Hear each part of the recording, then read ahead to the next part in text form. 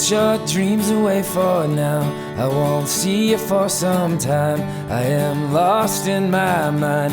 I get lost in my... Hey YouTube, I just wanted to give an update. Tomorrow will be 2 weeks on testosterone. I had to do my first self-injection last Tuesday because I had a family emergency at home. I called Fenway Health on Monday before I left town, or kind of as I was leaving town, and I was like, listen, this is the deal. I have a family member that's really sick.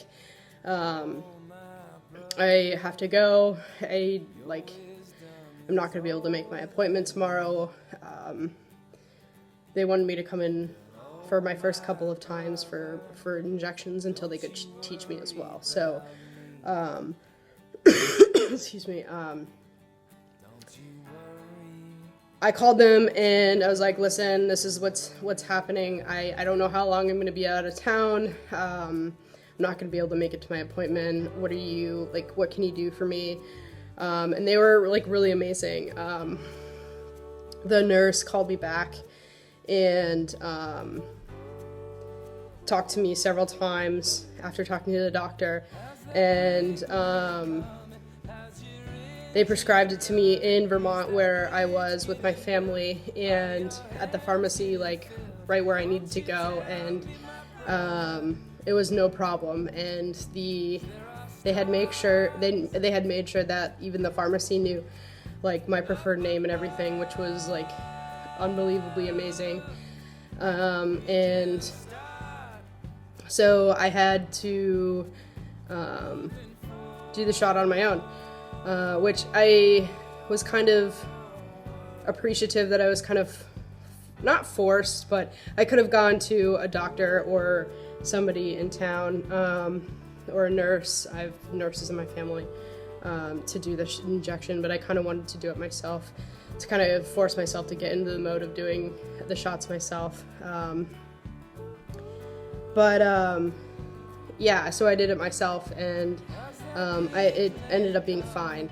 It wasn't bad at all. I think I was anxious, definitely, but it really wasn't bad at all, and it didn't hurt that much, and I think I was just more nervous about the process and getting the process right and down before anything else. So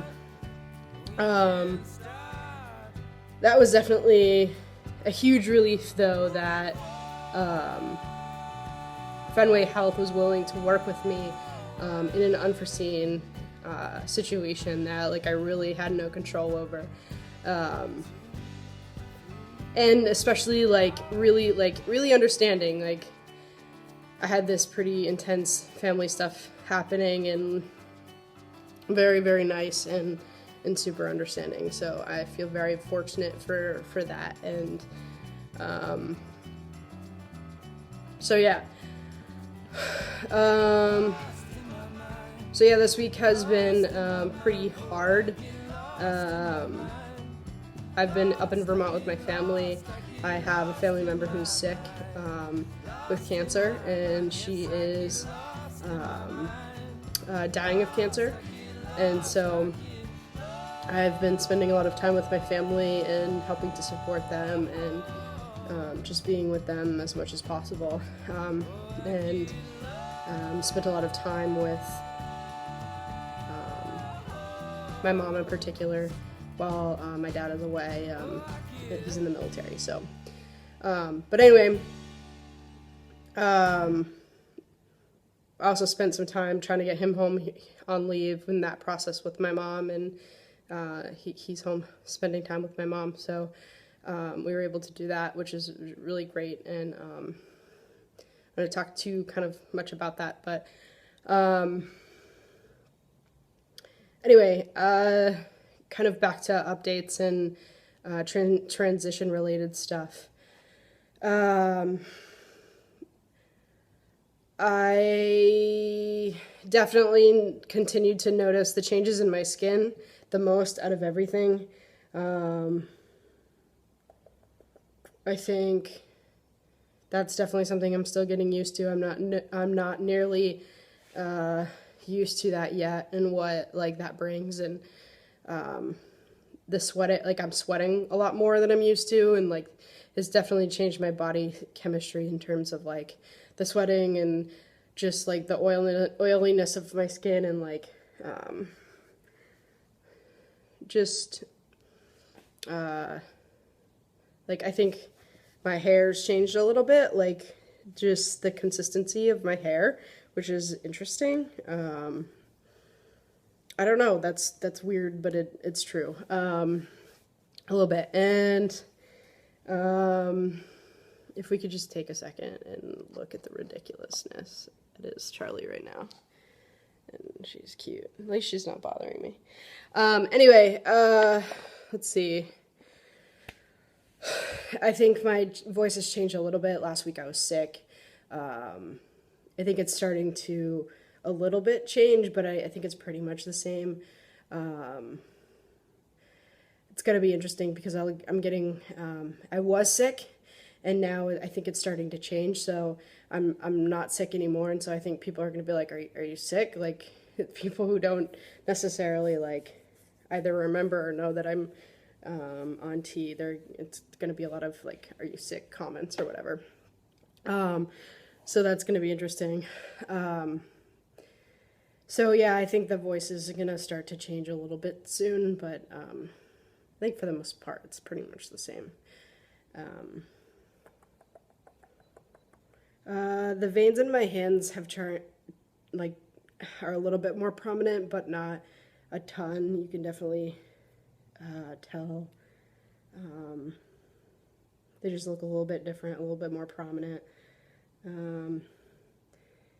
I don't think anything in regards to hair has really changed a whole lot on my body. Maybe like the bottoms of my legs, but nothing else really. Let's see. Yeah, so that's all physical. The one major thing that I wanted to talk about that's more like emotional changes is crying and the inability to like cry. I am somebody who, like less than a month ago, when I was at a baby shower about a month ago, me among all my friends, I was the first one to like cry at this baby shower, just like emotionally, just all over the place. Like I would cry at everything. Like that's the way I have always kind of been. I just am an emotional person by nature, and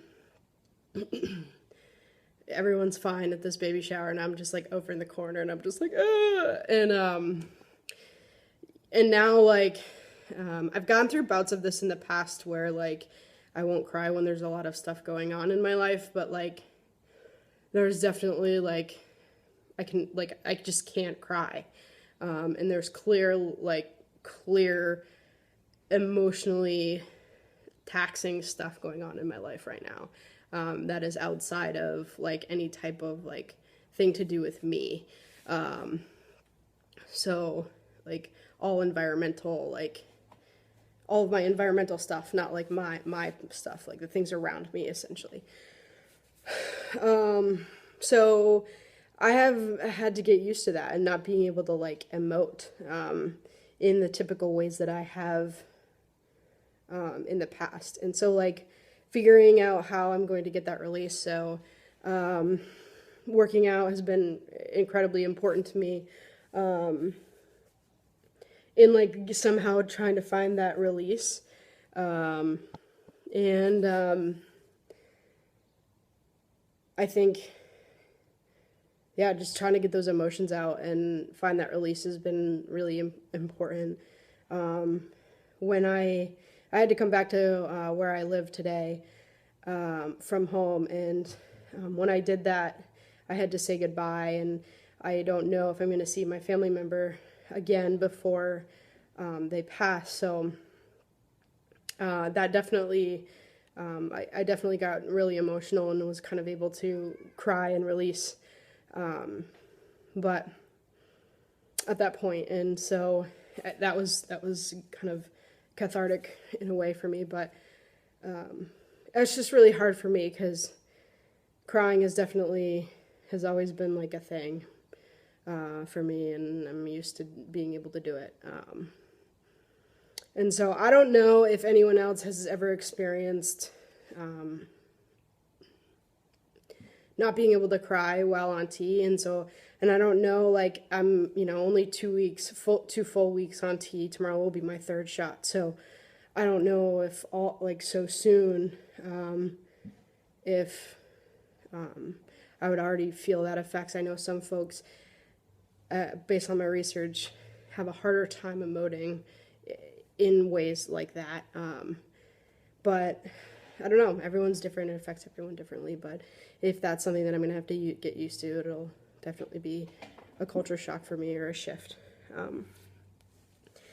I think that's really it for updates. I'll probably continue to do every 2 weeks maybe. I didn't do one last week because things were just really busy, and I didn't really have a whole lot of new things to talk about. But I guess it'll be when I have new things to talk about, or when it's time again, I guess 2 weeks or whatever's new. So I guess that'll be it for now, but I'll see y'all soon.